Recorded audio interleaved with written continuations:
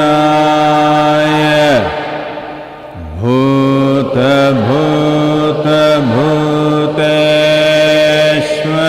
भूतभूतभूतेश्वराय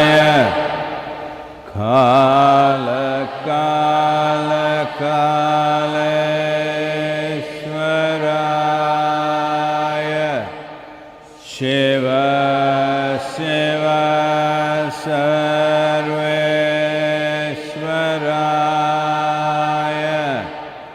Shambho Shambho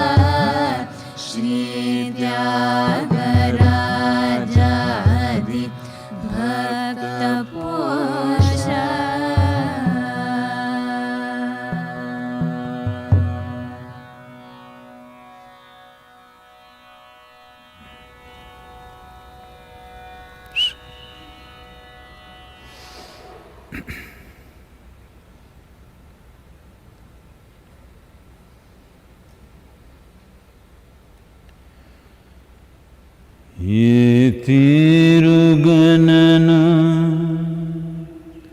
ದಯಚೂಚದವ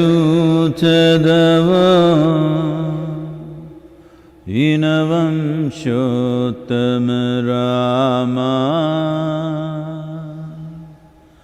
ನಾತರಮ भवसागरमीधनु नलिनधलेक्षण Rama श्रीरघुनन्दन Sitharaman स्त्रितजनपोषक Rama कारुण्यालय भक्तवरदनिनु कन्नदिकानुपुरामा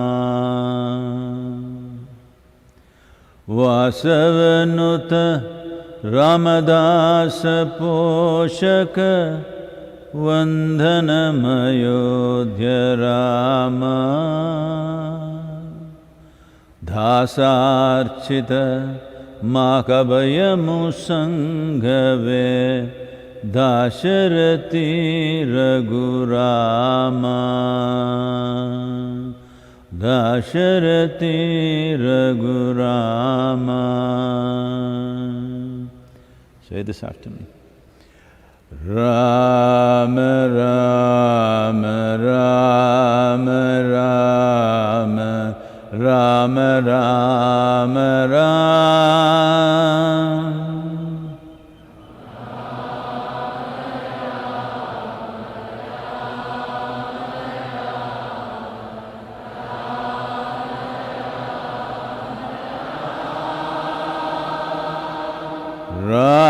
Rama Rama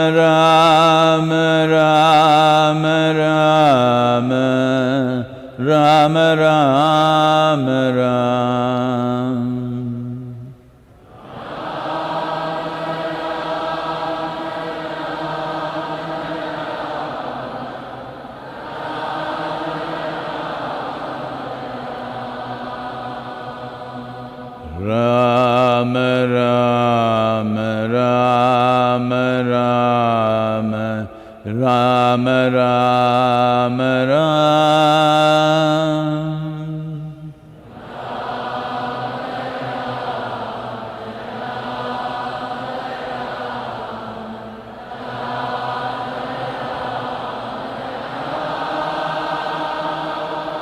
Rama Rama Rama Rama Rama Rama Rama. Rama Rama Rama Rama Rama Rama Rama.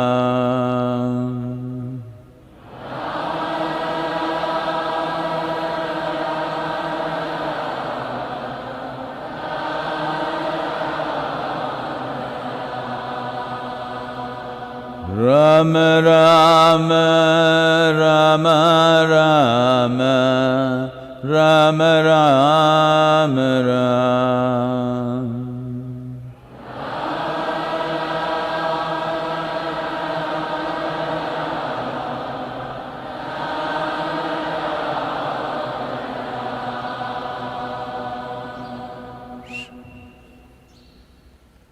Well, എല്ലാവർക്കും നമസ്കാരം. ഇന്ന് രാമനവമിയാണ്. ഈ രാജ്യത്തെ വളരെ പ്രധാനപ്പെട്ട ഒരു ആഘോഷമാണത്. പക്ഷെ എല്ലാവരും ഇപ്പോൾ വീടുകളിലാണ്. എന്തായാലും ആഘോഷം എന്നാൽ എന്തെങ്കിലും ഒരു പ്രത്യേക കാര്യം ചെയ്യുക എന്നല്ല. നിങ്ങൾക്ക് ഉല്ലസിക്കാൻ കഴിയുന്നെങ്കിൽ മാത്രമേ നിങ്ങൾക്ക് എന്തെങ്കിലും ആഘോഷിക്കാൻ കഴിയുള്ളൂ. ഉല്ലാസമില്ലാത്തയിടത്ത് ആഘോഷങ്ങളും ഉണ്ടാവാൻ കഴിയില്ല. സാഹചര്യങ്ങളുടെ ആഡംബരമുണ്ടാകാം, പക്ഷേ ആഘോഷങ്ങൾ ഉണ്ടാവില്ല. കാരണം ഉല്ലാസമില്ലാതെ ആഘോഷം ഒരിക്കലും നടക്കില്ല.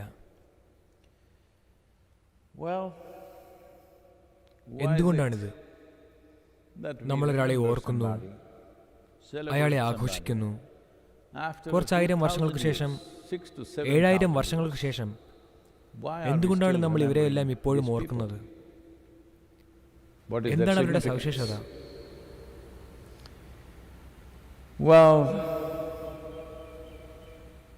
കുറച്ച് വർഷങ്ങൾ കൊണ്ട്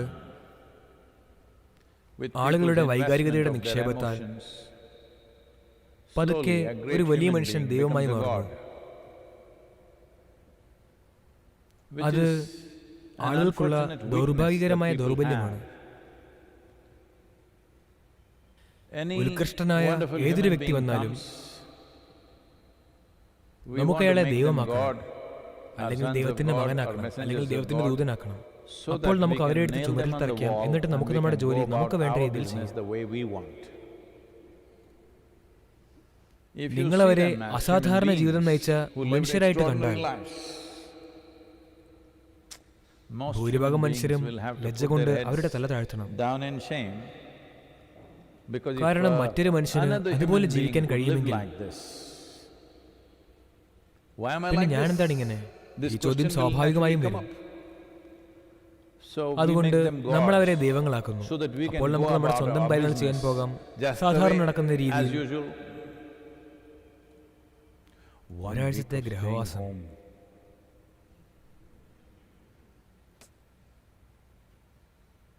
ഒരാഴ്ച കാലത്തെ ചെറിയൊരു ഏകാന്തവാസം. രാമൻ പോയത് 14 വർഷത്തെ വനവാസത്തിനാണ്. സാമൂഹ്യ അകലം.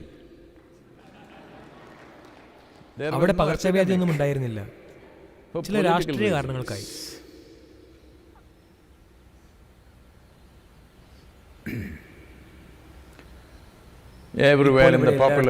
പ്രചാരത്തിലുള്ള വാട്സാപ്പ് സംസ്കാരത്തിൽ ഒരിക്കൽ കൂടി ഈ ലക്ഷ്മണരേഖ, അത് സീതയ്ക്ക് വേണ്ടി വരച്ചതായിരുന്നു. അത് മുറിച്ചു കടക്കരുത് എന്നായിരുന്നു. പക്ഷേ അവൾ മുറിച്ചു കടന്നു. പിന്നെ നടന്ന ദുരന്തങ്ങൾ എല്ലാം വളരെ പ്രസക്തമാണ്. ഇപ്പോഴത്തെ ഈ സാമൂഹ്യ അകലവും ഒരു തരത്തിലുള്ള ലക്ഷ്മണരേഖയാണ്. രേഖ എന്ന് പറഞ്ഞാൽ ലൈൻ. അത് നിങ്ങൾ കടക്കാൻ പാടില്ല. അജ്ഞത കാരണം നിങ്ങളെങ്ങാനും ഇപ്പോൾ അത് മുറിച്ചു കടക്കുകയാണെങ്കിൽ, അജ്ഞത കാരണമോ അത് മനഃപൂർവമോ ആണെങ്കിലും ഫലം ഒന്നു തന്നെയാണ്. ഇതാണ് അസ്തിത്വത്തിന്റെ സ്വഭാവം. നിങ്ങൾ അത് പൈശാചിക സ്വഭാവത്തോടെ ചെയ്തതാകട്ടെ, അല്ലെങ്കിൽ അറിവില്ലായ്മ കൊണ്ട് ചെയ്തതാകട്ടെ, നിങ്ങൾ ഇത്തരത്തിൽ എന്തെങ്കിലും ചെയ്താൽ ഭൗതിക ലോകത്തിലേക്ക് വരുമ്പോൾ ഫലം ഒന്നു തന്നെയാണ്. എന്നാൽ ആന്തരിക ലോകം വ്യത്യസ്തമാണ്. ഭൗതിക ലോകത്തിൽ ഫലം ഒന്നു തന്നെയാണ്. നിങ്ങൾ തെങ്ങിൽ നിന്നും വീഴുകയാണെങ്കിൽ പോലും, ആകസ്മികമായോ മനഃപൂർവ്വമോ ആയിക്കോട്ടെ, ഒരേ എണ്ണത്തിലുള്ള എല്ലുകൾ തന്നെ ഒടിയും. നിങ്ങളുടെ കൂടെ തേങ്ങ കൂടി വീഴാൻ തീരുമാനിച്ചില്ലെങ്കിൽ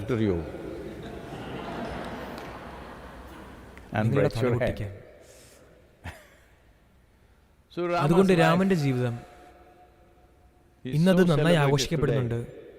പക്ഷെ അദ്ദേഹത്തിന്റെ ജീവിതകാലത്ത് അതൊരു തുടർച്ചയായ ദുരന്തങ്ങളായിരുന്നു.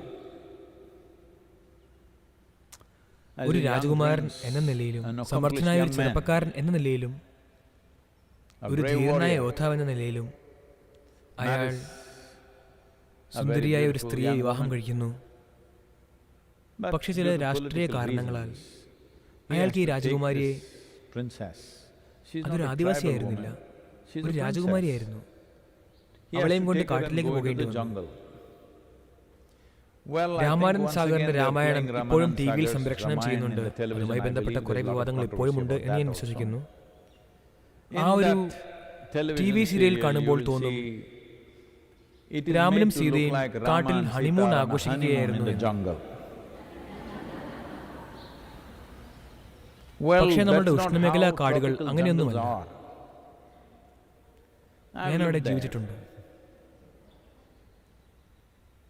ഇപ്പോൾ നിങ്ങളൊരു 3 ആഴ്ചയോളം കാട്ടിൽ താമസിച്ചിട്ട് തിരിച്ചു വരികയാണെങ്കിൽ നാട്ടിലുള്ളവരൊന്നും നിങ്ങളെ തിരിച്ചറിയില്ല. നിങ്ങൾ ആ രീതിയിൽ മാറും.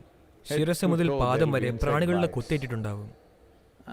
പിന്നെയും അവിടെ കുറെ പ്രശ്നങ്ങളുണ്ട്. ഇപ്പോൾ വന്യജീവികളുടെ എണ്ണം അവിടെ കുറഞ്ഞിട്ടുണ്ട്. അല്ലെങ്കിൽ ഇത് കടുവകളുടെ രാജ്യമാണ്.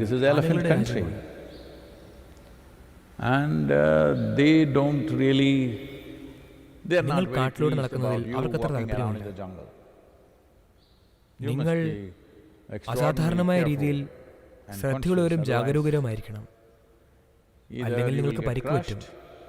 അല്ലെങ്കിൽ നിങ്ങളൊരു പ്രഭാത ഭക്ഷണമായി മാറും.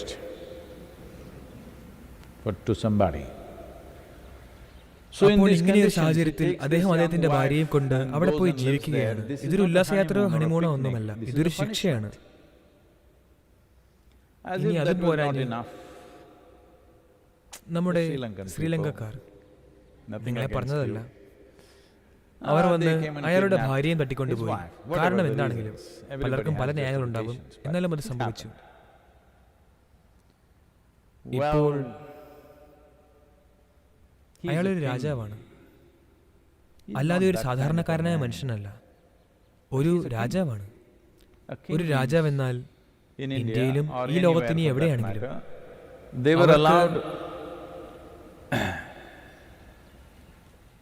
ഇഷ്ടം പോലെ ഭാര്യമാരുണ്ടാകും.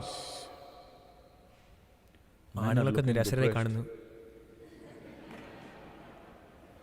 സദ്ഗുരു വന്നു.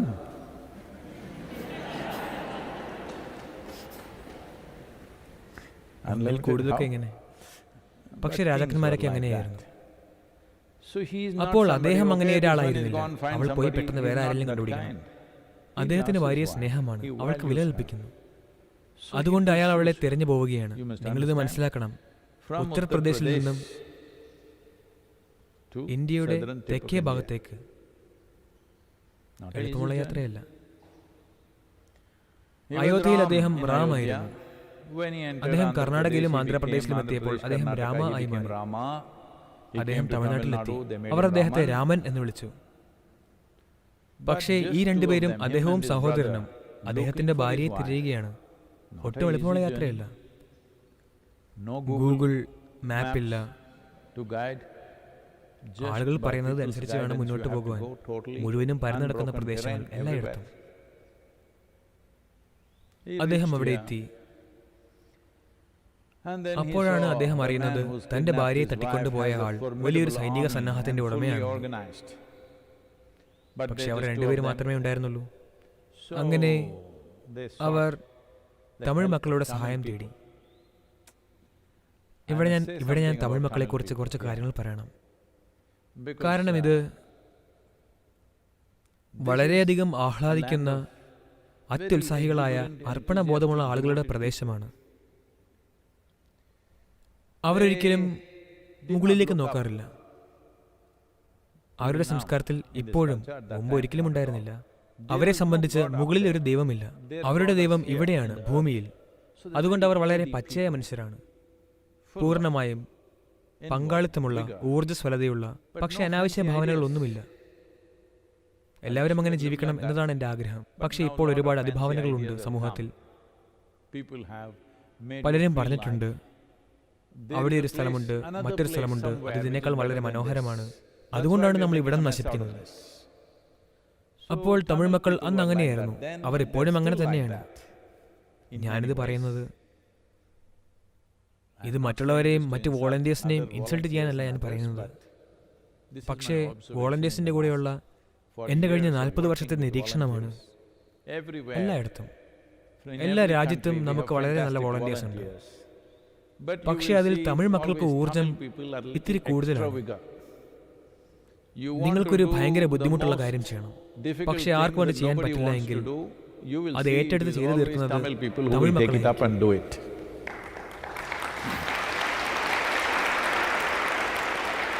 സ്വതസിദ്ധമായ പ്രതിബദ്ധതയുടെയും സമർപ്പണത്തിന്റെയും ഒരു പ്രത്യേക ബോധം അവർക്കുണ്ട്.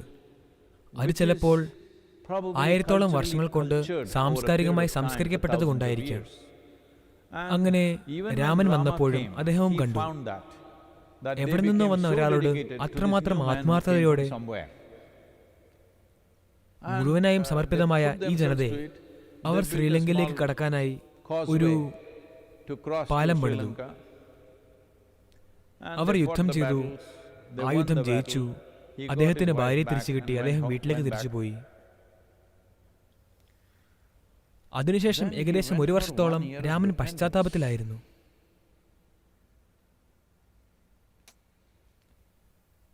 അപ്പോൾ അദ്ദേഹത്തിന്റെ അനിയനായ ലക്ഷ്മണൻ ചോദിച്ചു, അങ്ങ് എന്തിനാണ് പശ്ചാത്തപിക്കുന്നത്?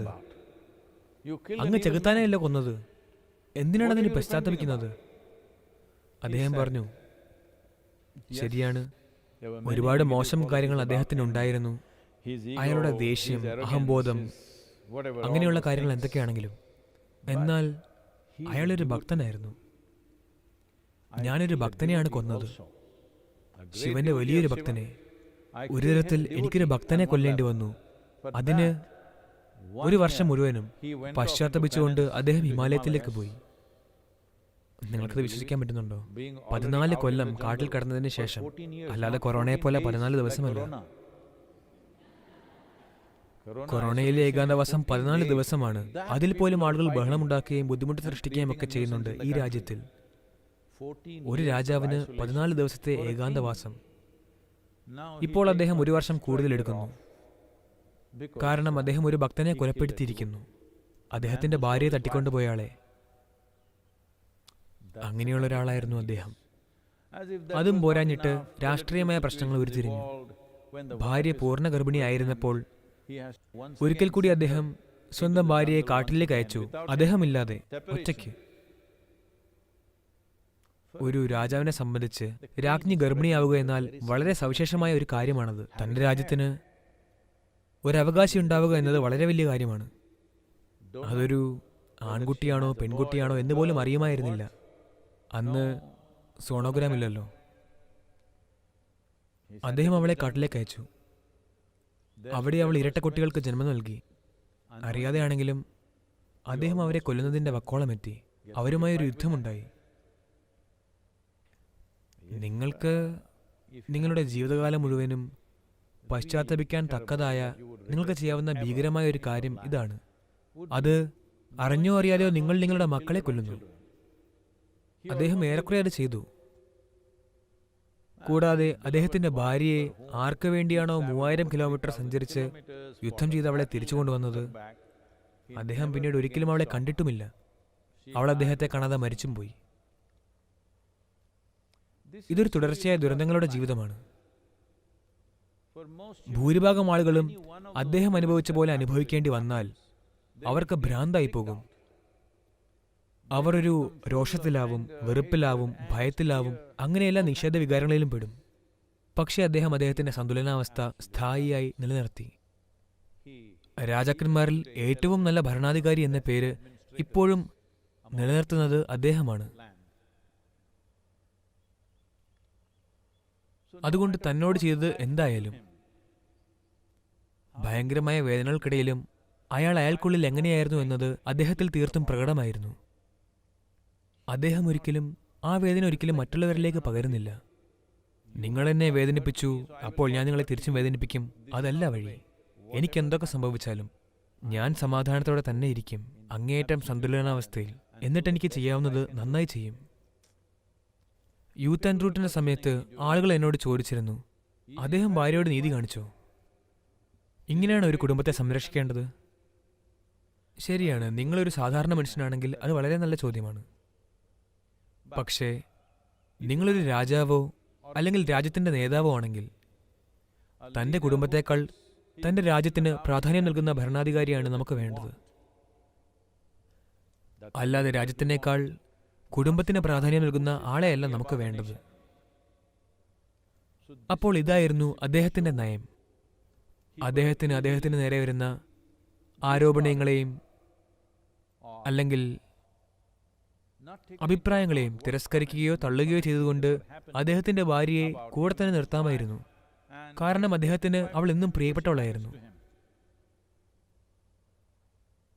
അല്ല, അദ്ദേഹത്തിന്റെ കുടുംബത്തെ ഉപേക്ഷിച്ചു.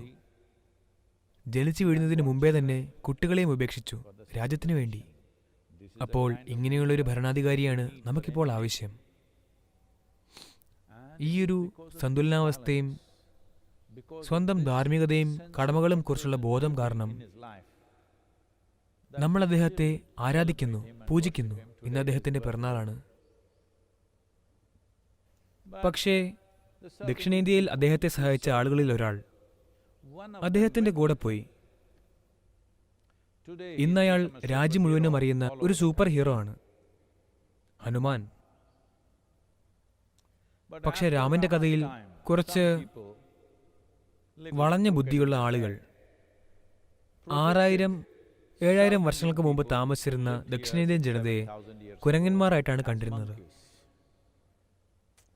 അതുകൊണ്ട് ദക്ഷിണേന്ത്യക്കാർക്ക് ഇപ്പോഴും ചെറിയൊരു പരിഭവമുണ്ട്. അവർക്ക് രാമനോട് സ്നേഹമുണ്ട്. പക്ഷേ അവരെ അവതരിപ്പിച്ച രീതിയോട് അവർക്കൊട്ടും താല്പര്യമില്ല. എങ്കിലും അവർ അത് ആസ്വദിക്കുന്നു. ആരൊക്കെ എന്തൊക്കെ പറഞ്ഞാലും എല്ലാവരും ഒരു സൂപ്പർ ഹീറോ എന്ന പോലെ ആരാധിക്കുന്നത് ഒരു ദക്ഷിണേന്ത്യക്കാരനെയാണല്ലോ. അവർക്കൊരു ഇലക്ഷൻ ജയിക്കണമെങ്കിൽ പോലും അവർ ഇന്നും ഹനുമാനു വേണ്ടി സ്തുതികൾ പാടുന്നു. ഇന്ന് പോലും. അതുകൊണ്ട് ദക്ഷിണേന്ത്യക്കാരനായ സൂപ്പർ ഹീറോ രാജ്യം മുഴുവനും ആരാധിക്കപ്പെടുന്നുണ്ട്. അക്ഷരാർത്ഥത്തിൽ ലോകം മുഴുവനും. അമേരിക്കയിലെ പ്രസിഡന്റ് പോലും അദ്ദേഹത്തിന്റെ പോക്കറ്റിൽ ഹനുമാന്റെ ഒരു ചെറിയ പ്രതിമയും കൊണ്ട് നടക്കുമായിരുന്നു. അതെ, ഇന്ന് രാമനവമിയാണ്. അത് വളരെ ശ്രേഷ്ഠവുമാണ്. നിങ്ങളിപ്പോൾ വനവാസത്തിൽ പോലുമല്ല, ഇത് വെറും ഹോം സ്റ്റേ ആണ്. അങ്ങനെയൊന്നും വിചാരിക്കേണ്ട. കാരണം കണ്ടില്ലേ, പക്ഷികളെല്ലാം വളരെ സന്തോഷത്തിലാണ്. മറ്റെല്ലാ ജീവികളും വളരെ സന്തോഷത്തിലാണ്. ഇന്നലെ രാവിലെ മുംബൈയിലെ പെഡർ റോഡിൽ എന്താണ് സംഭവിച്ചത് എന്ന് നമുക്ക് കാണാം. വീഡിയോ.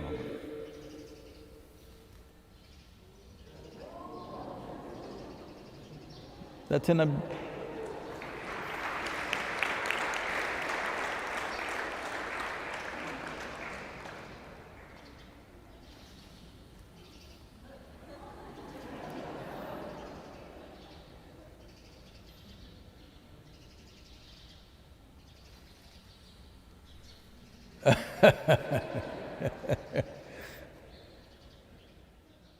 നിങ്ങളവിടെ ഇല്ലാത്തതുകൊണ്ട് അവർ സന്തോഷത്തിലല്ലേ?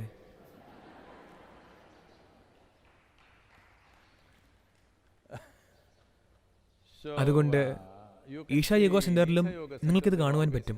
കാരണം നമ്മൾ സാമൂഹ്യ അകലം പാലിക്കുന്നുണ്ട്. ഇന്ന് മാത്രമല്ല, എല്ലായ്പ്പോഴും എല്ലാ ജീവികളിൽ നിന്നും, മയിലുകളും പാമ്പുകളും എല്ലാവരും ഇവിടെ വളരെ സന്തോഷത്തിലാണ്. കാരണം ഞങ്ങൾ അവരുമായിട്ട് ഒരു ചെറിയ അകലം പാലിക്കുന്നുണ്ട്. ജീവിക്കാൻ അവരെ അനുവദിക്കുന്നുണ്ട്. ഞങ്ങൾ അവരുടെ കൂടെ ജീവിക്കാൻ പഠിച്ചു കഴിഞ്ഞു, എല്ലാത്തരം ജീവികളുമായി. നഗരത്തിലെ സ്ഥിതി അങ്ങനെയല്ല. മുംബൈ പോലുള്ള തിരക്ക് പിടിച്ച ഒരു നഗരത്തിൽ രാവിലെ 8:30 ഒരു മൈലിന് നൃത്തം ചെയ്യാൻ കഴിയുമെങ്കിൽ ലോകം മോശമായി പോവുകയാണ് എന്ന് നിങ്ങൾക്ക് ഒരിക്കലും പറയാൻ കഴിയില്ല.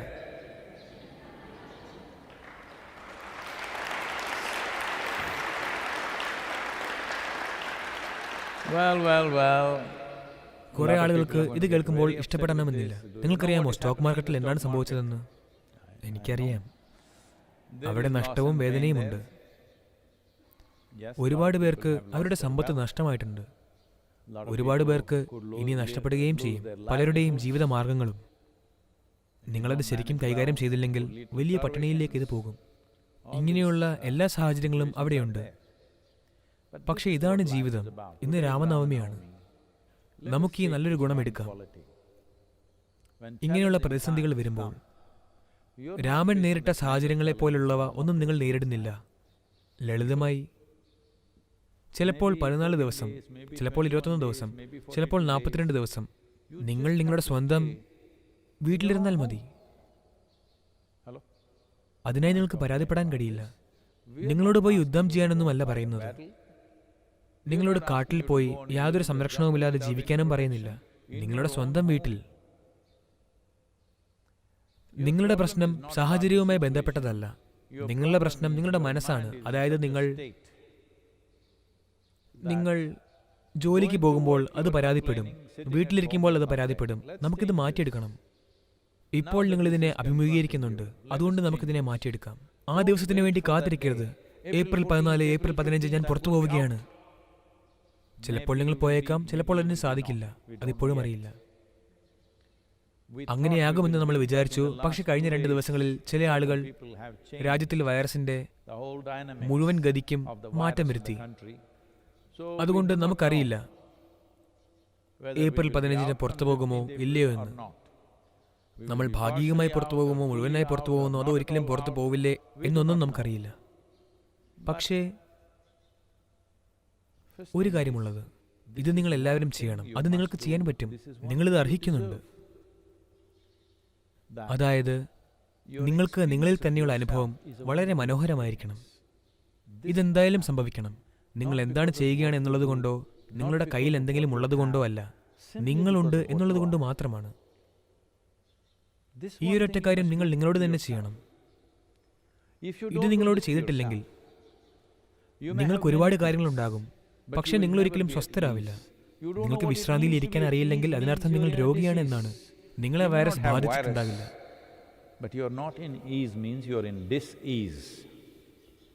If you are in രോഗി എന്നാൽ dis-ease, നിങ്ങൾ മെഡിക്കലി ചിലപ്പോൾ ആരോഗ്യമുള്ളവരാകാം, പക്ഷേ ജീവിതത്തിന്റെ ദൃഷ്ടിയിൽ നിങ്ങൾ രോഗിയാണ്.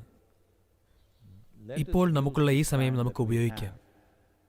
ബാഹ്യമായ ആവശ്യങ്ങൾ ഇപ്പോൾ ഒന്നുമില്ലാത്തതിനാൽ ഈ ഒരു മനുഷ്യനെ പരിവർത്തനം ചെയ്യാനായി നമുക്കിത് ഉപയോഗിക്കാം.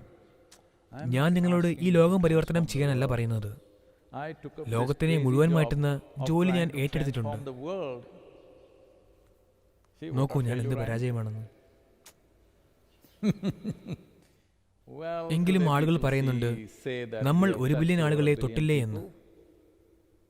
But my പക്ഷേ എന്റെ intent was ലക്ഷ്യം to എന്നത് transform മുഴുവൻ മനുഷ്യ സമൂഹത്തെ the entire മാറ്റുക എന്നതാണ്. humanity. 1 ബില്യൺ ആളുകൾ ഇപ്പോൾ ഈ ജനസംഖ്യയുടെ 16-17% മാത്രമേ ഉണ്ടാകൂ. അല്ലെങ്കിൽ മുഴുവൻ ജനസംഖ്യയും നോക്കുകയാണെങ്കിൽ അത് ചിലപ്പോൾ കുറവുമായിരിക്കാം. എൻ്റെ ഈ ഒരു പ്രായത്തിൽ 16% മാത്രമാണെങ്കിൽ ഞാനൊരു പരാജയമായി മരിച്ചു പോകും. പക്ഷേ ആനന്ദത്തിലുള്ള ഒരു പരാജയമായിരിക്കും, അതുറപ്പാണ്. ഇങ്ങനെ സംഭവിച്ചു. അറിയാത്തവർക്ക് വേണ്ടി പറയുകയാണ്, 38-39 വർഷങ്ങൾക്ക് മുമ്പ് ഞാനൊരു സ്ഥലത്ത് വെറുതെ ഇരിക്കുകയായിരുന്നു. ഒരു കാരണവുമില്ലാതെ ഞാൻ പെട്ടെന്ന് അത്യാനന്ദത്തിലായിപ്പോയി. എന്റെ ശരീരത്തിലെ ഓരോ കോശവും ആനന്ദത്താൽ തുടിക്കുകയായിരുന്നു. അപ്പോൾ ഞാൻ ആലോചിക്കാൻ തുടങ്ങി, എന്താണിത്? കുറച്ചു കഴിഞ്ഞപ്പോൾ എനിക്ക് മനസ്സിലായി, ഞാൻ മനസ്സിന്റെ പ്രവർത്തനങ്ങളിൽ പെട്ടിരിക്കുന്നില്ലെങ്കിൽ ഞാൻ ആനന്ദത്തിലാണ്. മനസ്സിന്റെ പ്രവർത്തനങ്ങളിൽ പെട്ടിരിക്കുക എന്നാൽ ഇതാണ്. നോക്കൂ, നിങ്ങൾക്കിപ്പോൾ പ്രധാനപ്പെട്ട 2 കാര്യങ്ങളുണ്ട്. മനുഷ്യന് മാത്രം അവകാശപ്പെട്ടത്, അത് മറ്റൊരു ജീവിക്കുമില്ലാത്തതാണ്. അത് വിശാലമായ ഓർമ്മശക്തിയും അതിശയകരമായ ഭാവനാശക്തിയുമാണ്. ഇപ്പോൾ വീട്ടിലിരിക്കുമ്പോൾ ഈ 2 കാര്യങ്ങളാണ് നിങ്ങളെ ഏറ്റവും കൂടുതൽ ബുദ്ധിമുട്ടിക്കുന്നത്, നിങ്ങളുടെ ഓർമ്മയും നിങ്ങളുടെ ഭാവനയും. 10 വർഷം മുമ്പ് സംഭവിച്ച കാര്യങ്ങൾ നിങ്ങളെ എപ്പോഴും ബുദ്ധിമുട്ടിക്കുന്നു. നിങ്ങൾ വിചാരിക്കുന്നത് ജീവിതം നിങ്ങളെ ബുദ്ധിമുട്ടിക്കുന്നു എന്നാണ്. അല്ല, അത് നിങ്ങളുടെ ഓർമ്മയാണ് നിങ്ങളെ ബുദ്ധിമുട്ടിക്കുന്നത്. നാളെ നടക്കാൻ സാധ്യതയുള്ള കാര്യങ്ങൾ നിങ്ങളെ എപ്പോഴേ ബുദ്ധിമുട്ടിച്ചു കഴിഞ്ഞു. അപ്പോഴും ജീവിതമല്ല നിങ്ങളെ ബുദ്ധിമുട്ടിക്കുന്നത്, അത് നിങ്ങളുടെ ഭാവനയാണ് അങ്ങനെ ചെയ്യുന്നത്. അതായത് ഏറ്റവും സവിശേഷമായ 2 കാര്യങ്ങളാണ് നിങ്ങളെ ബുദ്ധിമുട്ടിക്കുന്നത്. അത് തന്നെയാണ് നിങ്ങളെ ഈ ഗ്രഹത്തിൽ വിശേഷപ്പെട്ട ഒരു ജീവിയാക്കി മാറ്റുന്നതും. വളരെ വിശാലമായ ഓർമ്മയും അതിശയകരമായ രീതിയിലുള്ള ഭാവനയും, ഇതിലാണ് നിങ്ങൾ ബുദ്ധിമുട്ടിയിരിക്കുന്നത്. നിങ്ങൾക്ക് കിട്ടിയ ഈ അനുഗ്രഹത്തിൽ, ശാപത്തിലല്ല, നിങ്ങൾക്ക് നൽകപ്പെട്ട ഏറ്റവും വിലപ്പെട്ട ഗുണങ്ങൾ നിങ്ങളെ ബുദ്ധിമുട്ടിക്കുകയാണെങ്കിൽ പിന്നെന്താണ് ബാക്കിയുള്ളത്? എന്താണുള്ളത്? ഇവിടെയാണ് രാമൻ സവിശേഷനായിട്ട് മാറുന്നത്. പുറമേ ജീവിതം തുടർച്ചയായ ഒരു ദുരിതമായേക്കാം. പുറമേ, അകമേ നിങ്ങൾ നിങ്ങളുടെ ബുദ്ധി ഉപയോഗിക്കണം. നിങ്ങളുടെ ഓർമ്മശക്തിയും ഭാവനയും ഉപയോഗിക്കണം. അതിലുപരി ഇത്, ഈ പ്രത്യേകത, അതായത് ഏറ്റവും പരിണാമം സിദ്ധിച്ച എന്ന നിലയിലുള്ള ഈ പ്രത്യേകത, ഏറ്റവും നല്ല സ്ഥലത്ത്, ഈ ഭൂമിയിൽ ഒരു മനുഷ്യനാവുക എന്ന് പറഞ്ഞാൽ പ്രകൃതി നിങ്ങളെ ഏറ്റവും നല്ല സ്ഥലത്താണ് കൊണ്ടുവന്നിട്ടുള്ളത്. അതാണ് അതിന്റെ അർത്ഥം. മയിലുകളെല്ലാം നഗരത്തിൽ നൃത്തം ചെയ്യുകയാണ്. മുംബൈയിൽ, കുറഞ്ഞത് നിങ്ങളുടെ വീട്ടിലെങ്കിലും നിങ്ങൾക്ക് എന്തെങ്കിലും ചെയ്യാം. സാമൂഹ്യ അകലമുണ്ട്. ഞാൻ നിങ്ങളോട് ബോൾ ഡാൻസോ അല്ലെങ്കിൽ ടാങ്കോ ഒന്നും ചെയ്യാനല്ല പറയുന്നത്.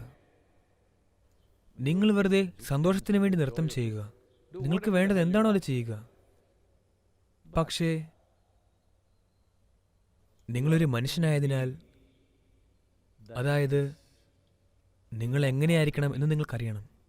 നിങ്ങൾക്ക് എങ്ങനെയായിരിക്കാമെന്ന് അറിയാമെങ്കിൽ ഉറപ്പായും നിങ്ങളിതിനെ നല്ല രീതിയിൽ നിർത്തും.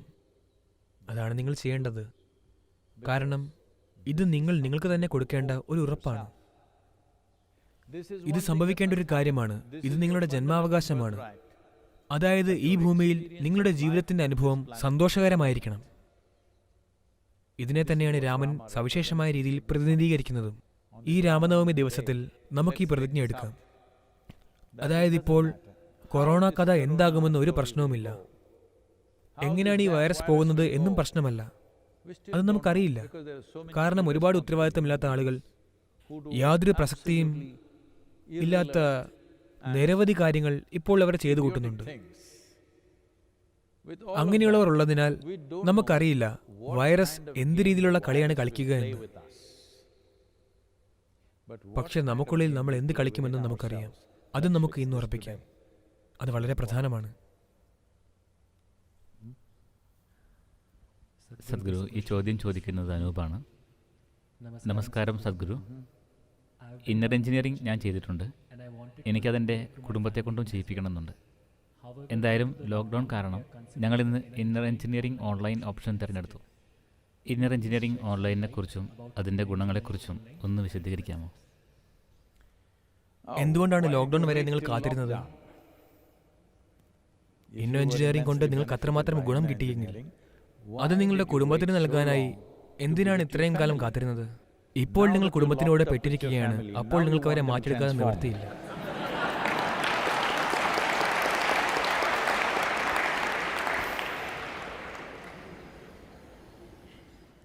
ഞാൻ നിങ്ങളുടെ ഉദ്ദേശത്തെ അഭിനന്ദിക്കുന്നു. പക്ഷേ യാഥാർത്ഥ്യത്തിൽ നിങ്ങൾക്കിപ്പോൾ ഇന്നർ എഞ്ചിനീയറിംഗ് അതിന്റെ സത്തയിൽ ശരിക്കും ഉൾക്കൊണ്ടിട്ടുണ്ടായിരുന്നുവെങ്കിൽ നിങ്ങളുടെ കുടുംബം അതിലൂടെ പോകേണ്ടി വരുമായിരുന്നില്ല. നിങ്ങൾ അതിലൂടെ പോകൂ. നിങ്ങളുടെ സാന്നിധ്യം കൊണ്ട് തന്നെ നിങ്ങൾക്ക് അവരെ മാറ്റാൻ കഴിയും. ഉറപ്പായും അങ്ങനെ ഒരു കാര്യം സംഭവിച്ചിട്ടില്ല. അതുകൊണ്ട് അവരും ഇതിലൂടെ കടന്നു പോകണം. ഭാഗ്യവശാൽ ഇന്നർ എഞ്ചിനീയറിംഗിന്റെ പ്രാരംഭഘട്ടം ഇപ്പോൾ ഓൺലൈനിൽ ലഭ്യമാണ്. അതുകൊണ്ട് അവരത് ചെയ്യട്ടെ. എന്താണ് ഗുണങ്ങൾ? ശരി, ഈ കാര്യങ്ങളെ നമുക്കിപ്പോൾ വാസന എന്ന് വിളിക്കാം. ലോക്ക്ഡൌണിന്റെ നാടൻ പേരെന്താണ്? ചിലപ്പോൾ അങ്ങനെ ഒരു പേരുണ്ടാവില്ല. എന്തായാലും നിങ്ങൾ വീട്ടിനകത്ത് പെട്ടിരിക്കുകയാണ്. നിങ്ങൾ ഇന്നർ എഞ്ചിനീയറിംഗ് ചെയ്തിട്ടുണ്ടായിരുന്നുവെങ്കിൽ ഈ കുറച്ച് ആഴ്ചകൾ വീടിനകത്ത് കുടുങ്ങിയ അനുഭവം നിങ്ങൾക്ക് വളരെ സന്തോഷകരമായി അനുഭവപ്പെടും. കാരണം ഇന്നർ എഞ്ചിനീയറിംഗ് ഓൺലൈനിന്റെ ഒരു ഭാഗം ആന്തരികമായ ക്രമപ്പെടുത്തലാണ്. അതിൽ ശരീരമടങ്ങിയിരിക്കുന്നു, മനസ്സും വികാരങ്ങളും ഊർജവും അടങ്ങിയിരിക്കുന്നു. ശരീരത്തിന്റെയും ഊർജത്തിന്റെയും കാര്യത്തിൽ ചെയ്യേണ്ടത് നമ്മൾ നേരിട്ട് തന്നെ ചെയ്യണം. കാരണം അതൊരു തരം പ്രക്ഷേപണമാണ്, അതൊരു പഠിപ്പിക്കലല്ല. പക്ഷേ മനസ്സിന്റെയും വികാരത്തിന്റെയും കാര്യത്തിൽ ചെയ്യേണ്ട കാര്യങ്ങളെല്ലാം നിങ്ങൾക്ക് ഓൺലൈനായി ചെയ്യാവുന്നതാണ്. ഭൂരിഭാഗം ആളുകൾക്കും അവർ ചിന്തിക്കുന്നതും അവർക്ക് തോന്നുന്നതും മാറുമ്പോൾ തന്നെ അവരുടെ ജീവിതത്തിൽ വളരെ വലിയ മാറ്റങ്ങൾ കാണാനാകും. ഇപ്പോൾ തന്നെ നിങ്ങൾക്ക് എന്താണ് വേണ്ടത് എന്നതിനെക്കുറിച്ച് ചിന്തിക്കാൻ കഴിഞ്ഞാൽ നിർബന്ധപൂർവമായോ മറ്റോ അല്ല, നിങ്ങൾ സ്വാഭാവികമായും ആനന്ദത്തിലാകും. ഇപ്പോൾ നിങ്ങളുടെ വികാരങ്ങളെ നിങ്ങൾക്ക് വളരെ സന്തോഷത്തോടെ നിലനിർത്താൻ കഴിഞ്ഞാൽ നിങ്ങളുടെ വീട്ടിലും സമാധാനമുണ്ടാകും. അപ്പോൾ നിങ്ങളുടെ സാമൂഹികമായ സ്വഭാവത്തിലേക്ക് കൈമാറുന്ന എല്ലാ രീതിയിലുമുള്ള മാനസികവും വൈകാരികവുമായ ഗുണങ്ങൾ, ആ ഗുണങ്ങളെല്ലാം തന്നെ അവിടെ ഉണ്ടാകും. ഊർജത്തിന്റെ തലത്തിലുള്ളതും ശരീരത്തിന്റെ തലത്തിലുള്ളതും അത് നേരിട്ട് തന്നെ നൽകപ്പെടേണ്ടതാണ്. അത് ഓൺലൈനായി പഠിപ്പിക്കാൻ കഴിയുന്ന ഒരു കാര്യമല്ല.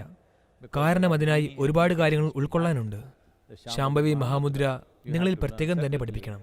പക്ഷേ ഇന്നർ എഞ്ചിനീയറിംഗ് ഓൺലൈൻ നിങ്ങളുടെ ചിന്തയുടെയും തോന്നലിന്റെയും രീതികളെ പരിവർത്തനം ചെയ്യും. കൂടുതൽ പേരും ചിന്തിക്കുന്നത് ഇത് തന്നെയാണ്. ഇത് തന്നെ ആത്യന്തികമായ പരിവർത്തനം എന്നാണ്. ഇപ്പോൾ ഒരാൾക്ക് വ്യത്യസ്തമായി ചിന്തിക്കുവാനും വ്യത്യസ്തമായി അനുഭവിക്കുവാനും, അല്ലെങ്കിൽ അവർ വളരെ സന്തോഷത്തോടെ ഇരിക്കുകയാണെങ്കിലും ആളുകൾ പറഞ്ഞു തുടങ്ങും, അയാളൊരു ആത്മീയ മനുഷ്യനാണ്, അത്ഭുത മനുഷ്യനാണ് എന്നൊക്കെ. അല്ലല്ല, അയാളൊരു സാധാരണ മനുഷ്യൻ മാത്രമാണ്. ബാക്കിയുള്ളവർ പരിണമിക്കുന്നതേ ഉള്ളൂ.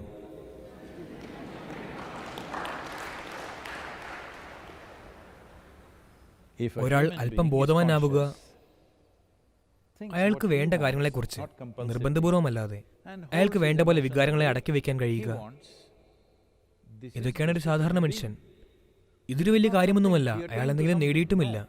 അയാളൊരു മനുഷ്യൻ മാത്രമാണ്. മറ്റുള്ളവർക്ക് അവർക്ക് വേണ്ട പോലെ ചിന്തിക്കാനോ അനുഭവിക്കാനോ പോലുമോ കഴിയുന്നില്ലെങ്കിൽ അതൊരു പരിണാമത്തിന്റെ പ്രശ്നമാണ്. അപ്പോൾ ഈ പരിണാമത്തിന്റെ പ്രശ്നം കുടുംബത്തിനുള്ളിൽ തന്നെ കൈകാര്യം ചെയ്യാം. ഇന്ന എഞ്ചിനീയറിംഗ് ഓൺലൈൻ ചെയ്തുകൊണ്ട് അത് ഈ രാജ്യത്തും ലോകത്ത് മുഴുവനുമുണ്ട്.